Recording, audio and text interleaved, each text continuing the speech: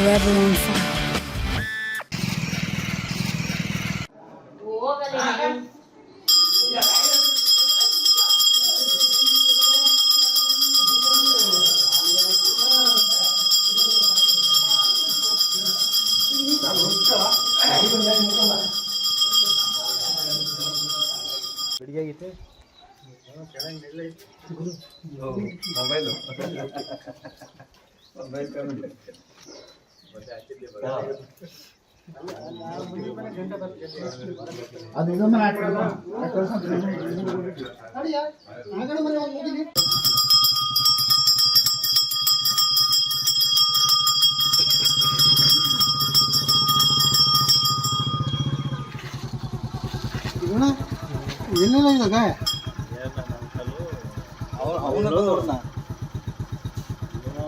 ರಾಗಿಲ್ಲ ಇಡೋದ್ರ ಬಾ ಬರೋದು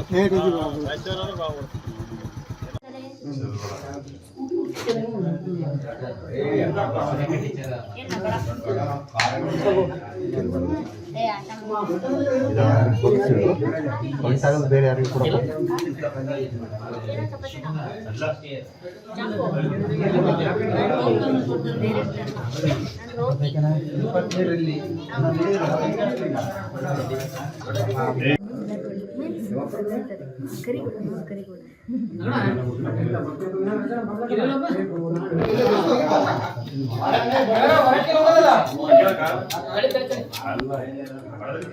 ತಟ್ಟೆ ಪಟ್ಟೆ ಯಾರು ತರಕು ತಂದ್ರೆ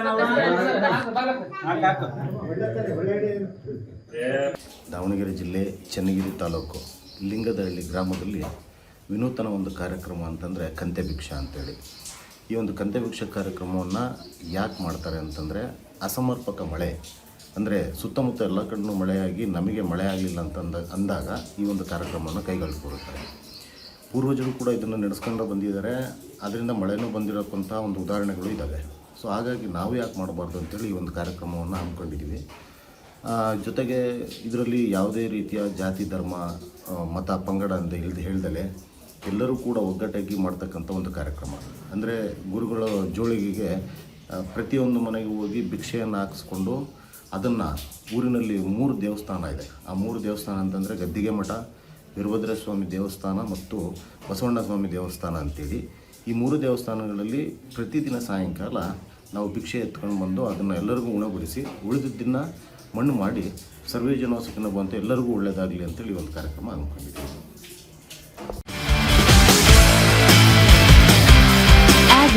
Forever on fire.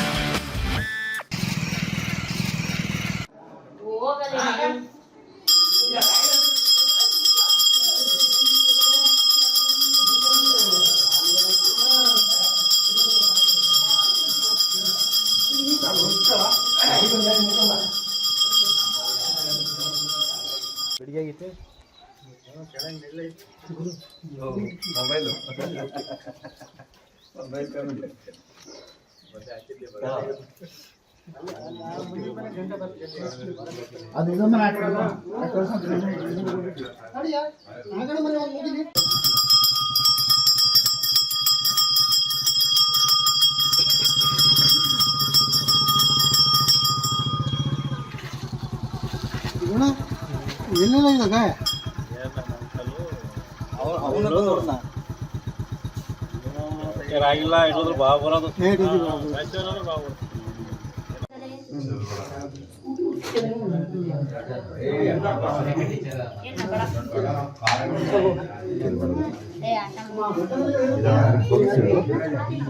ಬೇರೆ ಯಾರಿಗೂ ಕೂಡ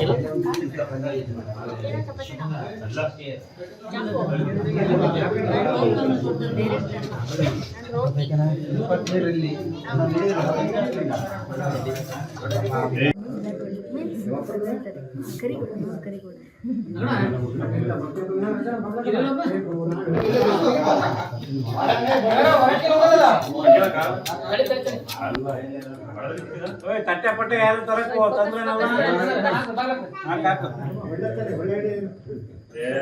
ದಾವಣಗೆರೆ ಜಿಲ್ಲೆ ಚನ್ನಗಿರಿ ತಾಲೂಕು ಲಿಂಗದಹಳ್ಳಿ ಗ್ರಾಮದಲ್ಲಿ ವಿನೂತನ ಒಂದು ಕಾರ್ಯಕ್ರಮ ಅಂತಂದರೆ ಕಂತೆ ಭಿಕ್ಷಾ ಅಂತೇಳಿ.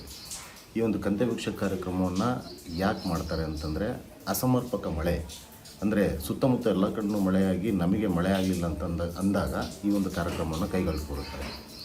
ಪೂರ್ವಜರು ಕೂಡ ಇದನ್ನು ನಡೆಸ್ಕೊಂಡು ಬಂದಿದ್ದಾರೆ. ಅದರಿಂದ ಮಳೆನೂ ಬಂದಿರೋಕ್ಕಂಥ ಒಂದು ಉದಾಹರಣೆಗಳು ಇದ್ದಾವೆ. ಸೊ ಹಾಗಾಗಿ ನಾವು ಯಾಕೆ ಮಾಡಬಾರ್ದು ಅಂತೇಳಿ ಈ ಒಂದು ಕಾರ್ಯಕ್ರಮವನ್ನು ಹಮ್ಮಿಕೊಂಡಿದ್ದೀವಿ. ಜೊತೆಗೆ ಇದರಲ್ಲಿ ಯಾವುದೇ ರೀತಿಯ ಜಾತಿ, ಧರ್ಮ, ಮತ, ಪಂಗಡ ಅಂತ ಹೇಳ್ದಲೆ ಎಲ್ಲರೂ ಕೂಡ ಒಗ್ಗಟ್ಟಾಗಿ ಮಾಡ್ತಕ್ಕಂಥ ಒಂದು ಕಾರ್ಯಕ್ರಮ.